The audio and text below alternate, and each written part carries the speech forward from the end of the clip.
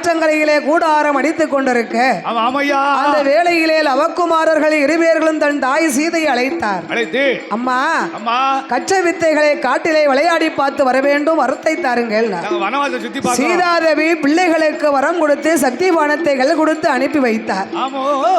ராமன் புகழை சொல்லி வளர்த்தாலே தவிர ராமன் தான் தந்தை தாய் தான் சீதை என்று சொல்லாமல் கொஞ்சம் அப்படி வளர்த்திருக்க ராமன் மீது கோபம் கொண்ட இரண்டு மைந்தர்களும் இந்த அசமேத யாகமாக வெள்ள குதிரை சரஸ்வதி ஆற்றங்கரையிலே மேய்ந்து கொண்டு வருகிற பொழுது ராமன் மீது கோபத்தை கொண்டு செப்புத்தகடை கண்டு படித்து பார்த்த லவக்குமாரர்கள் அசமேத யாகத்தை கல்வாழ மரத்திலே கட்டினார்கள். குதிரையை தேடி பரதன் படைகள் வந்தார். பரதனை எதிர்த்தார். படைகளையும் எதிர்த்து சக்தி பானத்தை ஏவல் செய்து பரதனுங்கிறிடம் கீழே இறங்கி விட்டது. சாமுந்தன் அணிமந்தன் அயோத்திக்கு வந்தார்.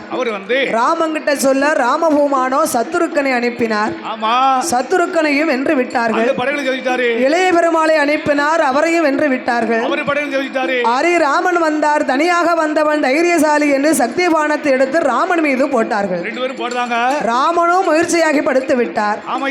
4 பேரு கிரீடத்தை ஒரு பொட்டணமாகவே கட்டி அனுமந்தன் சாமுந்தன் தலையிலே தூக்கி வைத்து வாளை முறுக்கி கொண்டு கேலியும் கிண்டலுமாக பேசி வால்மீகி வனத்துக்கு ஆசிரமத்துக்கு வருகிறார்.